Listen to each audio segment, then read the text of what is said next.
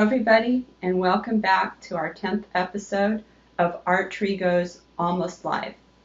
I'm Miss Lisa, and today I'm going to be teaching you the second part of how to make an amazing still life of this bowl with brightly colored fruits. Last week I showed you how to draw fruit. Today I'm going to show you some watercolor techniques that you can use to paint fruit in beautiful, beautiful colors.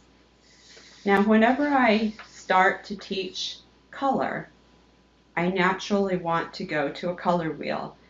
And it's just easier for me to show you the relationships between colors if we have a color wheel as a reference. But it's a lot more fun to paint your own color wheel than it is to let me show you one. So I want to start out with how to make a color wheel. You're going to need a circle. I find that this is a perfect size, a 6-inch circle. We can make with a 64-ounce lid from a yogurt container or a bowl, anything of that sort. I'm going to trace around my circle, and I've already done that for you. Now I'm going to take a straight edge. You can use a ruler or any other such thing. I'm going to make a dot in the center of my circle, approximately where I feel the center is. It doesn't have to be perfect, of course. And I'm going to draw an X through my circle that is going to divide the circle into 4 equal quarters.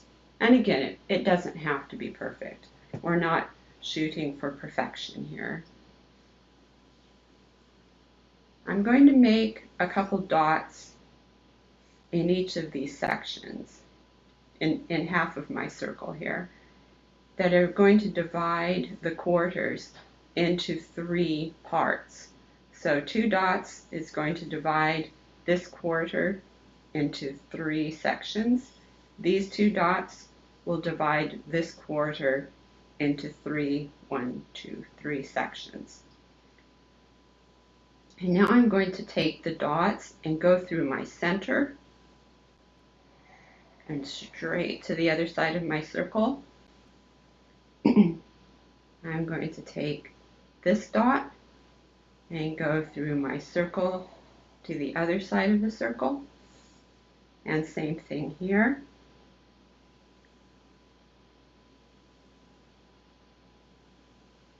I'm going to go from this dot through my circle to the other side of the circle.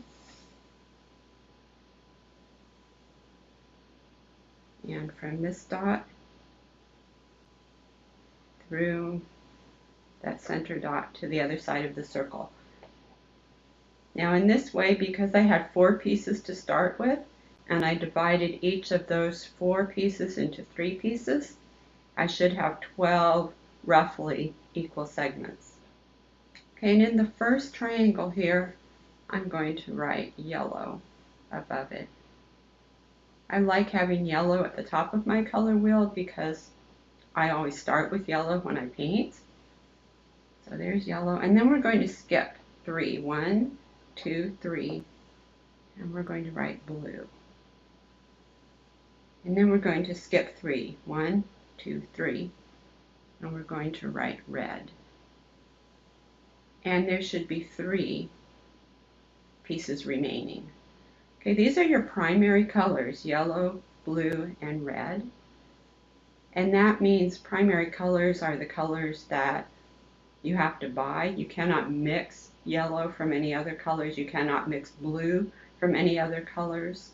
You cannot mix red from any other colors.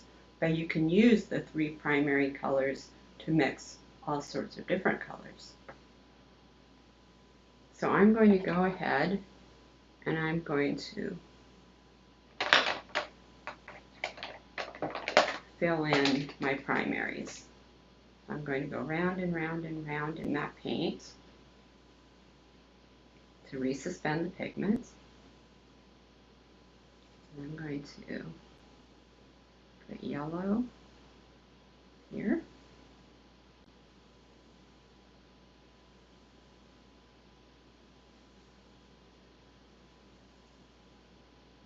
And rinse out my brush.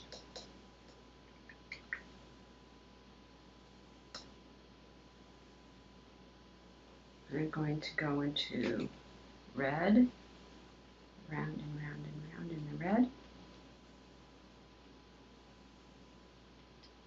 And I'm going to put red here.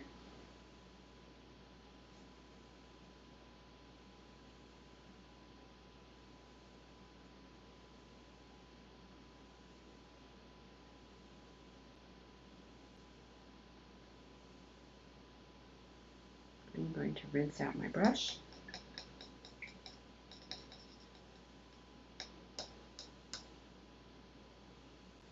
And I'll go into the blue.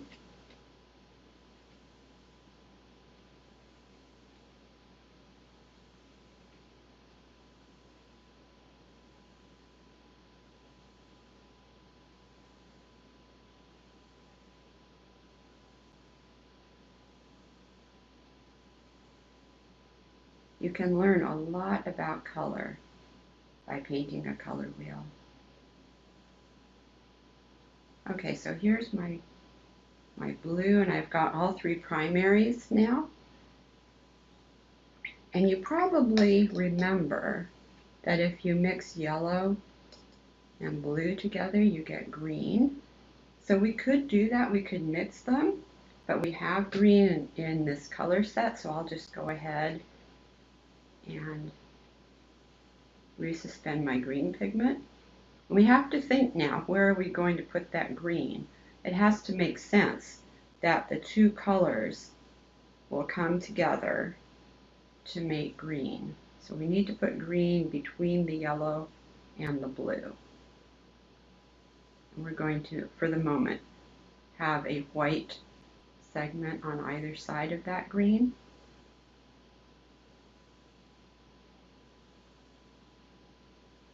Okay. Rinse out the brush.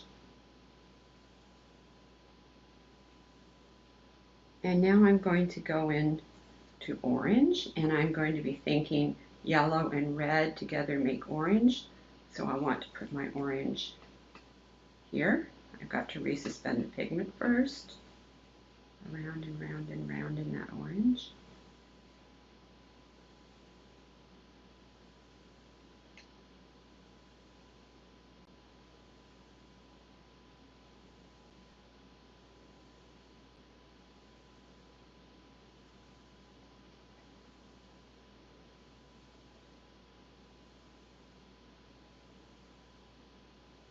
And rinse out the brush.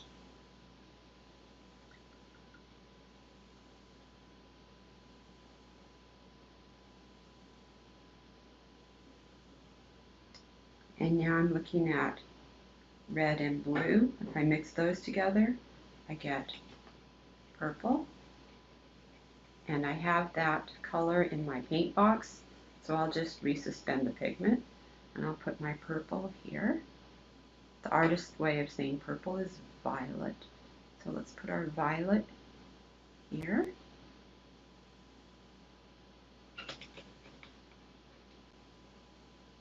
And what we have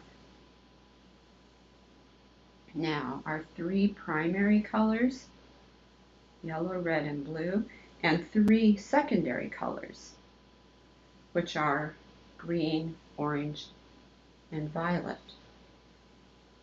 And now what we're going to do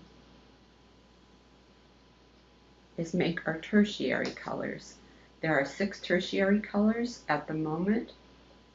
We have 6 empty spaces, and we're going to fill those up. So let's start off with yellow and orange. We'll make yellow orange, and we're going to put that right there. Now, probably the best way to do this is to actually, you can do it 2 different ways. You can either mix the color on your palette, or you can mix it on the paper. And as you can see, my brush still has a little bit of purple in it, And that is why my color is not bright yellow. This is why I like to start with the yellow before it gets muddied. So let's try that again.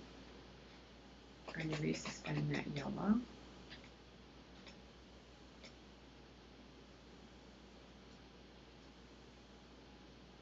I'm going to put some of that. See how much brighter it is now.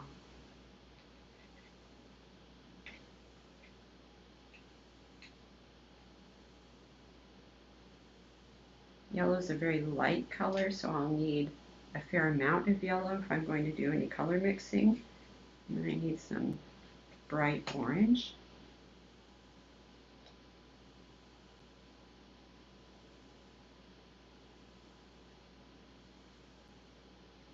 So round and round and round in that orange.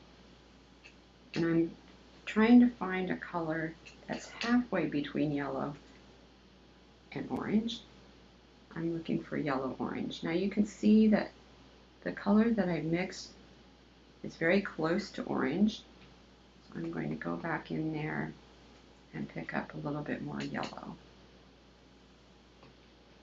And normally I would rinse out my brush in between, but I need to get a lot of yellow. And sometimes when you rinse the brush, you get too much water in your brush, and that dilutes the color. Now I'm being very careful at this point not to get too close to the colors that I've already painted, because the paper's damp and the water is going to help the colors mix on my paper, and I don't want that to happen. I want to keep the colors separate because it's a color wheel. Okay, so let's rinse out the brush now. And I'm going to do the same thing between yellow and green. I'm going to be looking for a yellow-green color. So I'm going to have to wipe out my yellow because it has some orange in it now. I'm going to go back into that yellow and go round and round and round. Because yellow is my lightest color, I'm going to need a fair amount of yellow and not so much green, because the green is going to easily overpower that yellow. So I'm taking my pigment and pulling it along the ridge of the paint box here to help the paint drop into the lid of the paint box, and I'm using this as my paint palette where I can mix colors. I'm going to pick up a little bit of green, and I'm looking for a color that is in between this yellow and this green. This is our yellow-green.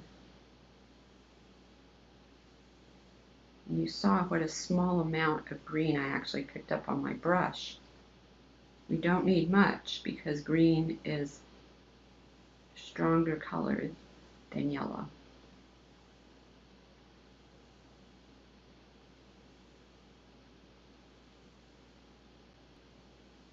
Okay.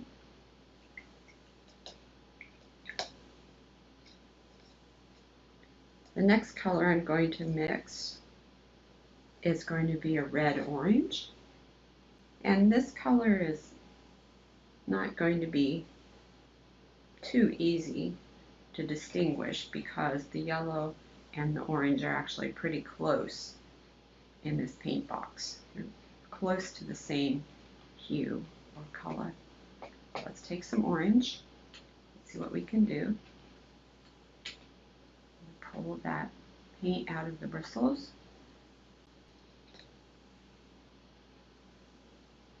I'm going to pick up a little bit of red. I'm going to mix that in. I'm looking for a color, yeah, that's pretty good. That's halfway between the red and the orange.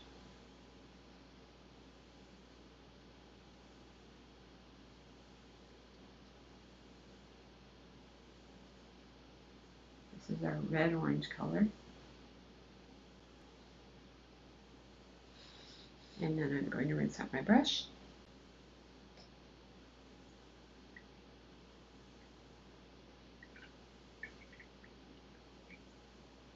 And the next thing I'm going to do is make a beautiful color between the green and the blue.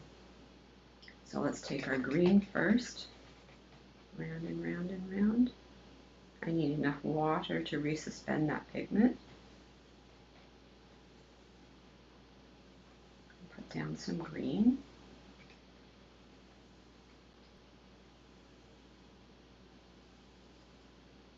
And pick up a little bit of blue. Normally I would rinse my brush, but like I said, when I'm doing a color wheel, I don't want to dilute my colors too much by rinsing my brush in between. So I'm just very carefully working through my colors, and then I will wipe out my colors afterwards. I'll wipe out the paints. So I'm looking for a color that's in between my blue and my green to get my blue-green. And it's still pretty close to the green, so I'm going to put a little bit more blue into it. And now I'm just mixing those colors on the paper. Putting a little bit more blue in there, trying to shift the color from green to a blue-green. And then I'm going to rinse out my brush.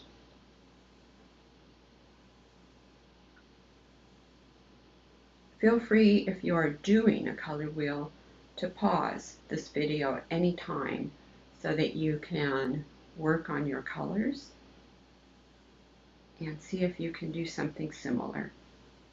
Okay, the next thing I'm going to do is do my red-violet. So I'm going to pick up my red, round and round and round. Have a little bit of space here.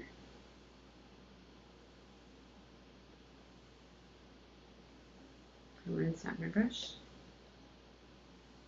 and dry it. I'm going to pick up some of the violet. Mix that in.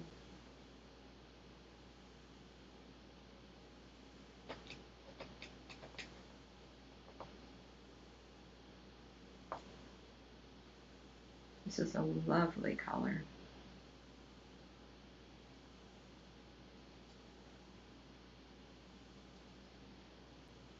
I think I'm going to pick up a little bit more red. See if I can get it a little bit in between the red and the violet. There we go. This is our red-violet.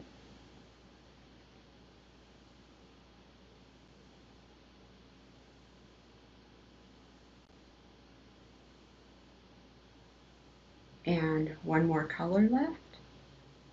We need our blue-violet. This will be a nice dark color. I'm going to pick up my blue.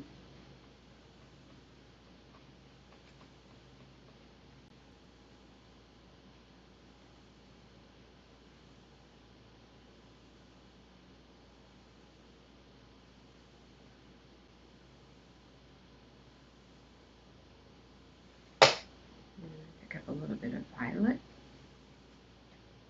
mix it together. That still looks pretty blue.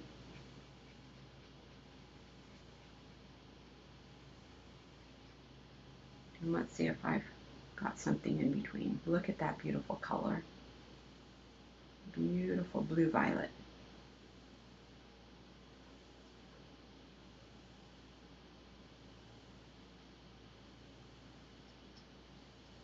I'm going to take even a little bit more violet, and I'll just mix it right in. This color always turns out a very deep, deep bluey violet color.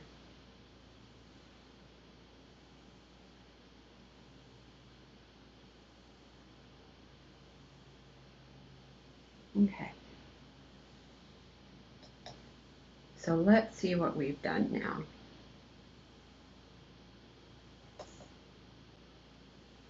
We have our primary colors, yellow, blue, and red. And if you like, you can put a little P next to those to remind you that they're primaries. And we have our secondary colors, green. We put a little S next to that, meaning secondary. We've got violet. And we have orange.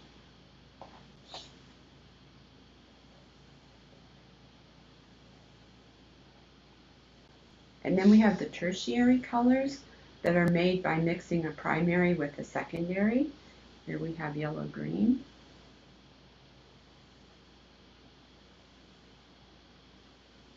You can put a T for tertiary. Here we have blue-green.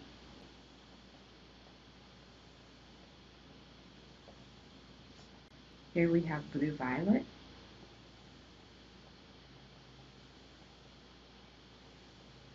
Tertiary. Here we have red-violet.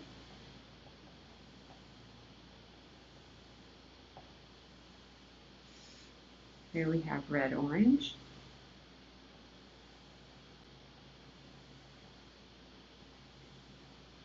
And here we have yellow-orange.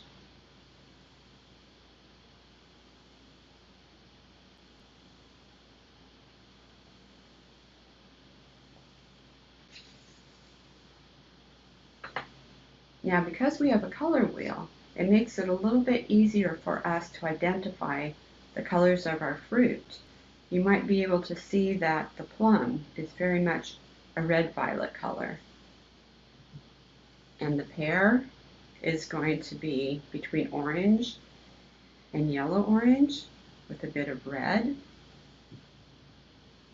This pear is pretty orange, maybe going a tiny bit towards the yellow-green, but it's mostly orange. Our lime is definitely green. It has some yellow-green in it. Our lemon is definitely yellow.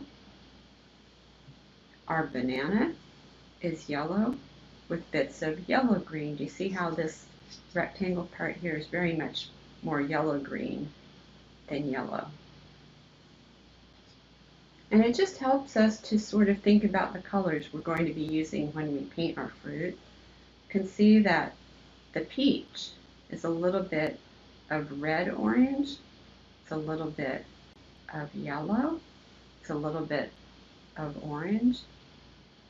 Okay, we have to use a couple different colors to do the peach. And the orange, not surprisingly, is orange.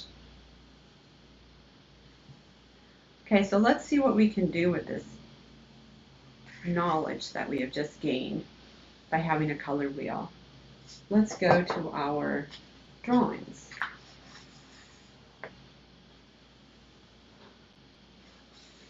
Now remember last week I said if some of these extra lines bother you, that I would let you erase them at some time.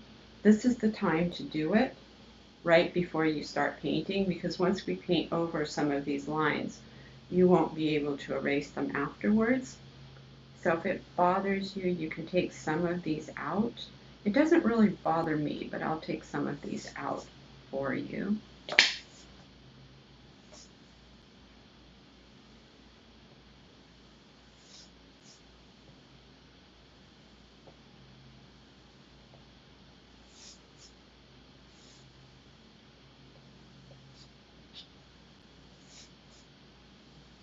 Okay, and I'm going to start with my yellow. Now this is a good reason, this is a good time to show you why it's a good idea to have 2 containers of water when you do watercolors, because this water is already very dirty, and this one is sort of dirty because I was rinsing first here and then into this water. I should really dump that water and get fresh water and use this as my dirty water and have a new container of fresh water at this point, but I'll just carry on. If you have time, I would suggest changing the water at this point. So I'm going to go into the yellow first, and I'm going to paint that pear. And what I want to show you, let me rinse my brush out some more, is that you can use the water. We call them watercolor paints for a reason. Water is what moves the pigment. So if we have a lot of water on our paper, it's very easy for us to put the pigment down and let the water move that pigment. So let me show you what I mean by that. If I paint water first on this pear.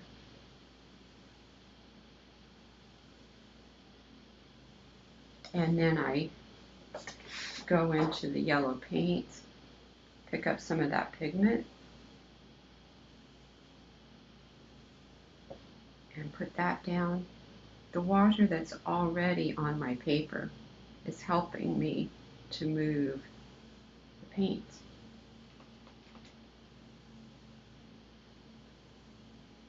And I might even want to put some of this yellow-green in there and just let the water blend it together. Okay, the water itself will blend these pigments. Now this pear we were saying is more orange, a little bit of orange red, a little bit of red orange, a little bit of red. Okay, so let's think about that. I'm going to go ahead and put some water on this pear.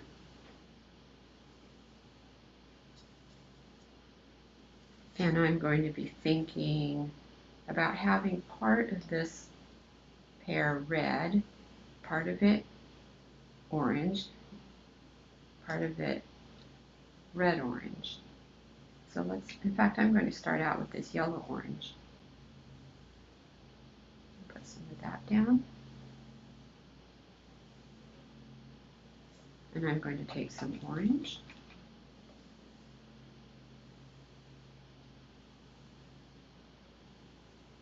I'm going to take a little bit more water to help the pigment move, and a little bit of red. Okay, we'll just see what the water does to this. You see it starting to blend already?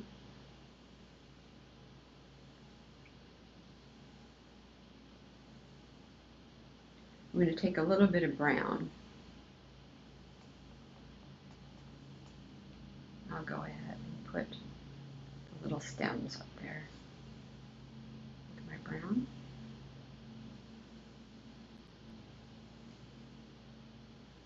And let's move on to the lemon. The lemon I want bright, bright yellow. So I'm going to clean my brush as well as possible. If I was teaching in the classroom, I would be having the students paint the lemons yellow and the bananas yellow before we did anything else. But because we did a color wheel, we had to mix the colors up a little bit.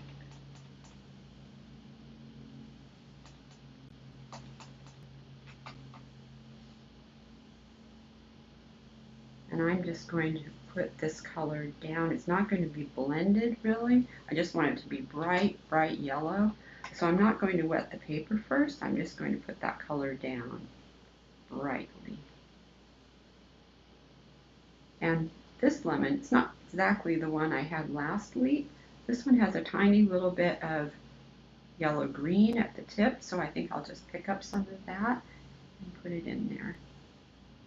Just a little bit. And then on the other side, last week my lemon had a little brown stem bit here.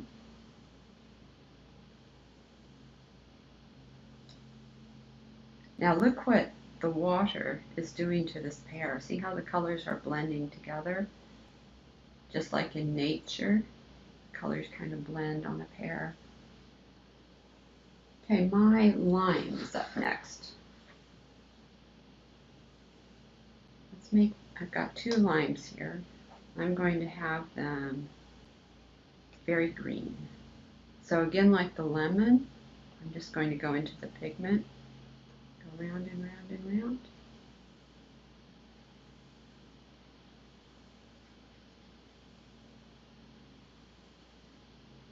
And I might pick up just a little bit of water to help that along.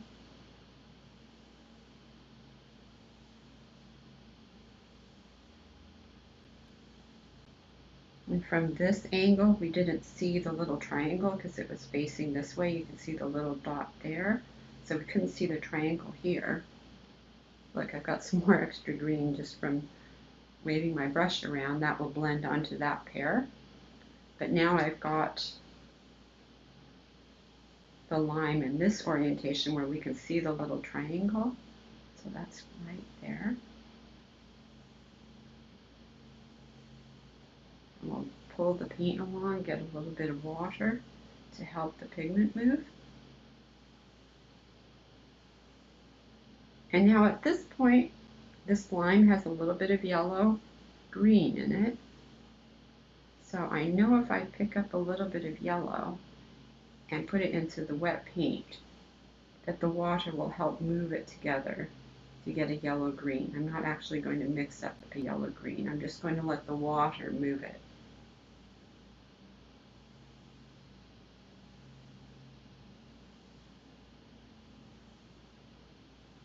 Now I've got my banana. I want my banana to be very yellow. And I probably should have painted it right after the lemon, but that's okay. I'm going to go into my yellow again, really resuspend the pigment. And I'm going to go here and paint my banana with a very bright yellow. Now if you wanted to make brown spots on your banana, you wouldn't want to do that while the yellow is wet, because the water is going to move the brown and you're going to have sort of a browny yellow banana instead of having a yellow banana with brown spots. If you want to paint spots on your banana, you have to wait till the yellow dries, and then you can go back in with brown and put spots on it.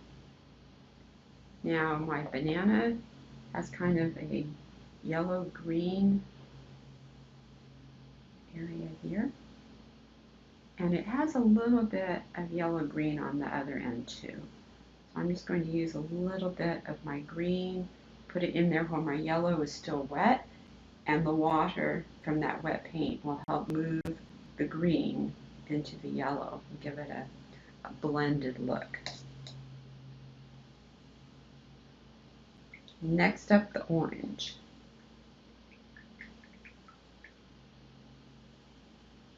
Let's go into the orange paint, go round and round and round, resuspend that pigment.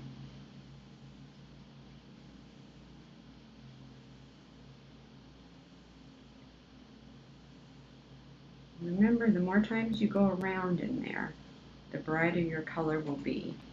If you feel like your color is kind of faded out, you might need to resuspend your pigment a little bit longer. Round and round and round in that paint. I'm pulling my orange along with my brush. You can see how beautiful and bright that is. Beautiful orange color.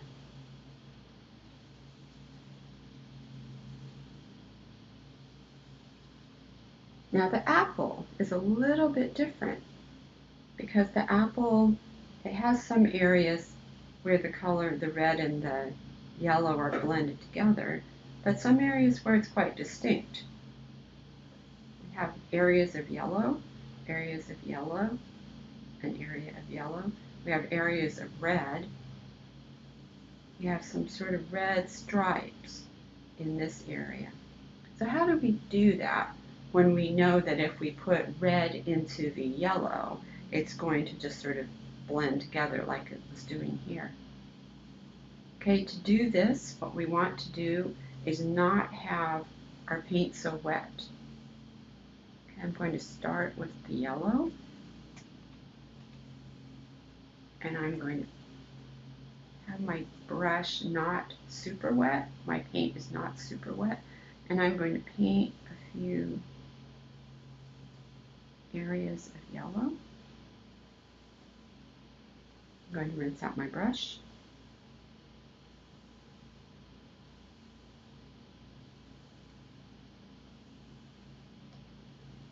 I'm going to go into the red.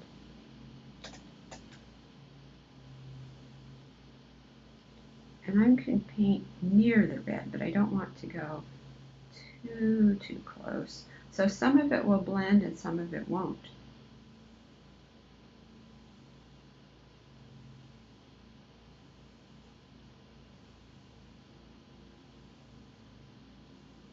And sometimes if you leave white of the paper showing when you're painting a shiny fruit, like an apple, it gives it a nice realistic feel to it because it seems like you're reflecting light off of the shiny skin of the fruit. So I don't need to cover my whole apple with paint. I'll leave some areas white.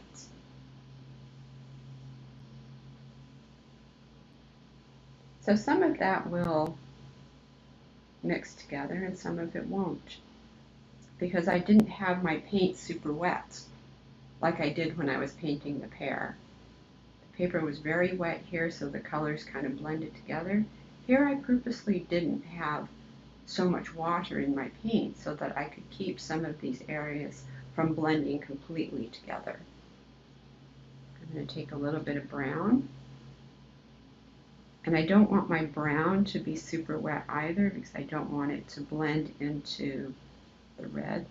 Just enough to make a stem. Just enough to make a stem here, here, and here. Okay, so these fruits are done. Let's see what we have over here.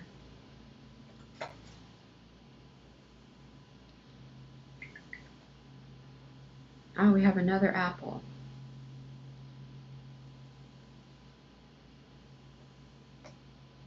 Maybe I'll not paint this apple, we've already done one, but we also have the plum. And remember, if we weren't sure what color this was, when we look at the color wheel, we can definitely say that plum is red-violet. And now we know how to mix red-violet because we know if we mix the red and the violet together, we'll get a color in between. We'll get that nice red-violet color. And that's what we have here. We don't have very much, so let's make a bit more. We're going to need red,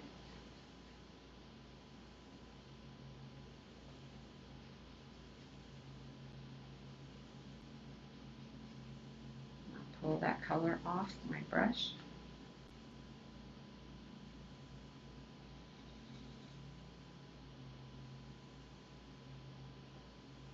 Pick up a little bit of violet.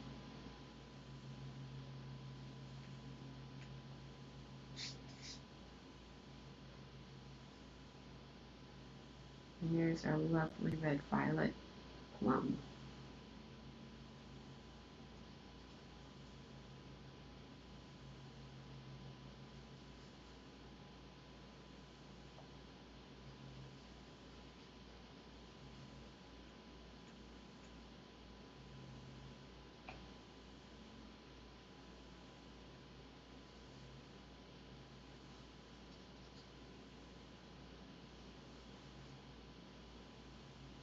This is looking a little bit dry to me. I'm going to add some more water into there so that the pigments can flow together.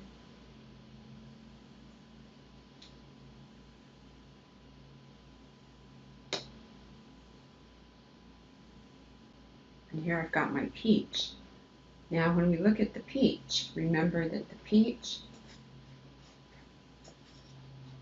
has areas of yellow, it has areas of yellow-orange, it has areas of orange, and it almost has a little bit of a pinky orange color, which would be a light red-orange. So let's take a look at, let's start with the yellow, and I'm going to, I know it's a fruit that has different colors blended together, so I want to use a lot of water. And let me go into the yellow first.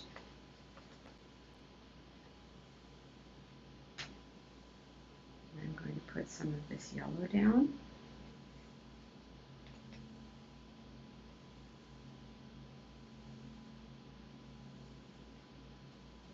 I'm going to pick up some water so that the colors will blend.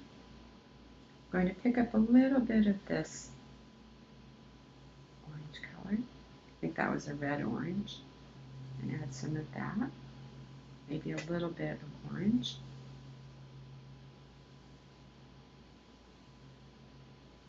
And a tiny bit of red.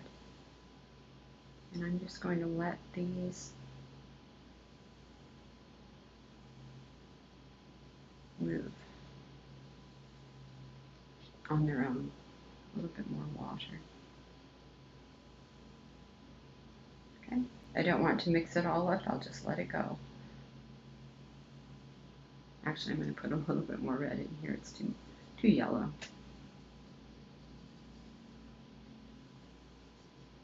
All right. I seem to have another orange here. Let's go ahead and paint this one because that orange is so beautiful.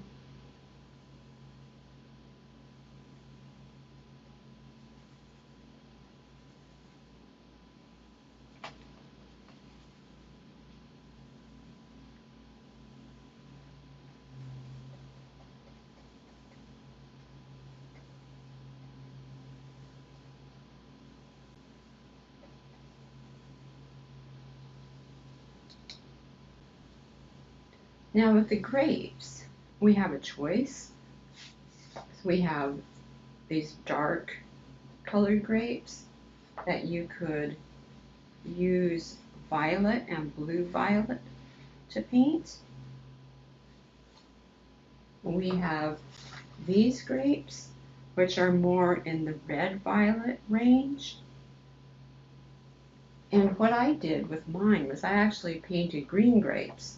And I did this with green and yellow green. You can see that I painted yellow green for the majority of the grape, and then I put in the darker green, the regular green, here and there, and let the colors blend. So I'm going to do another one like that, but you may choose to use the red violet or the blue violet for your grapes. Let me just show you how I did that one. So I need to clean out my yellow.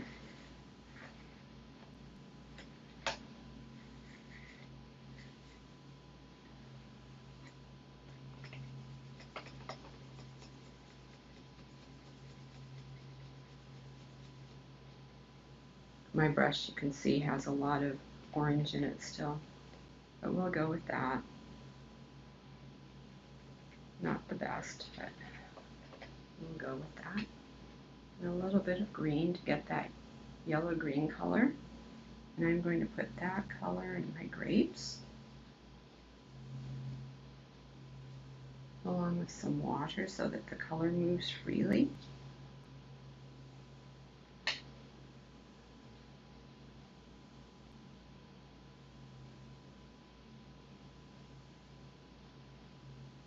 And I'm going to go into a little bit of green and put some of that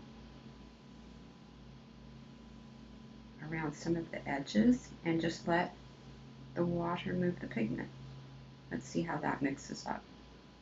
It's kind of fun to paint like this because you never quite know how it's going to turn out. And that's part of the excitement of watercolor. So you never quite know. You don't want to be too careful with it because part of the beauty of the paint you get by accident. Okay, I'm going to put a little bit of a green stem here. And in this case, I painted a leaf. The leaf is, let me just hold it up. In this case, I painted a leaf which was green with a little bit of orange in there, a tiny bit of red, and let the water again move those colors together.